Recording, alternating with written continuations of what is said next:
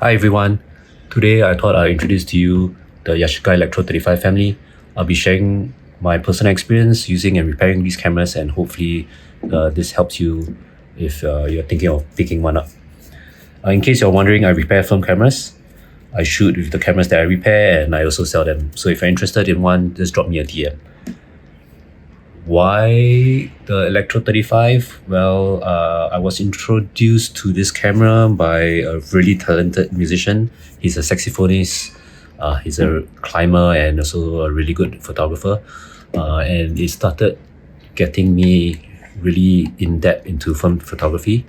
And then I started learning how to repair them, and it taught me a lot, and I thought I'll share this processes with you. So anyway, today I have 5 models with me, the G series, the MG, the CC, the GX, and the MC. I'll walk through with you briefly on what the difference they are, and hopefully the information will be useful for you. There's a lot of information on these cameras on the internet, so I won't go through in detail, but in case you are curious and wondering what the difference is between all of them, I'm going to share them with you. I'll start up with the GSN, the Yashica GSN. This is the flagship model. I will call it the G series. The letter G actually stands for gold plated, which is about their electronics. Before the G series, the electronics weren't gold plated, and then they started releasing the ones with gold plated. So it started out with the G, and then the GT and the GS. The S basically stands for silver, which is chrome, and then the T just basically means black, which is like these versions. And then if you see N, is just the newer one, so it's just gold plated silver new models. So the Yashicas are great introductory cameras for anyone who wants to go into film photography. They have an electronic brain, which you see here, and basically it calculates everything that you need to take a good shot. These are basically aperture variety cameras.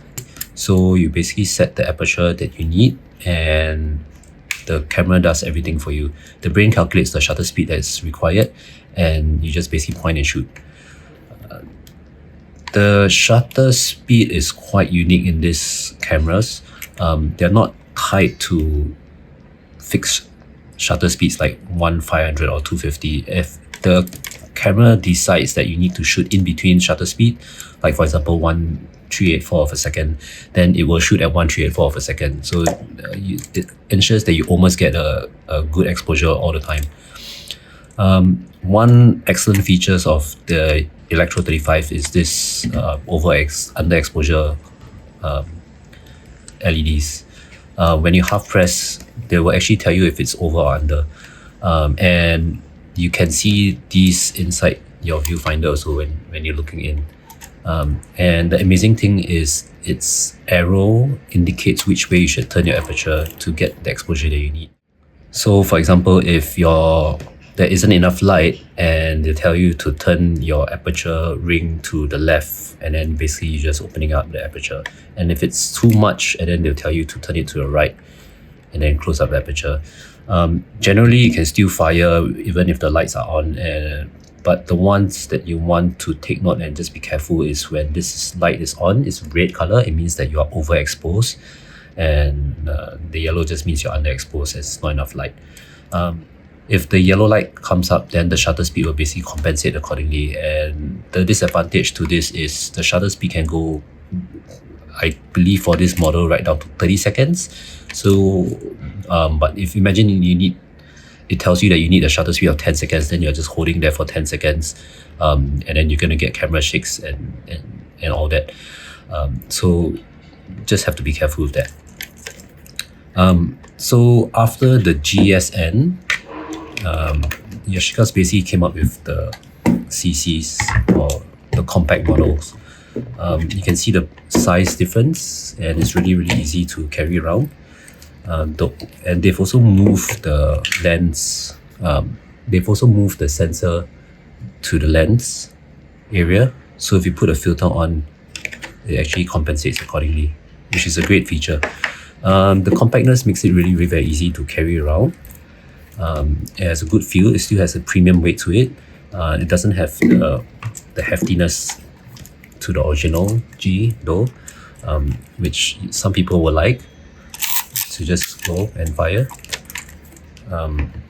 And what they've done with this is also they've dropped the shutter speed to the maximum of 1/250 of a second, which is also still good enough, right? After the CC, they've come up with this camera called the MC.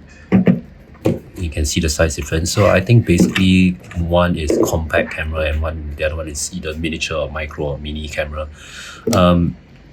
This MC, it's quite interesting. It's not a rangefinder camera. It's based on zone focusing, so you basically focus based on your guesstimate of the distance, and you just same thing fire and shoot.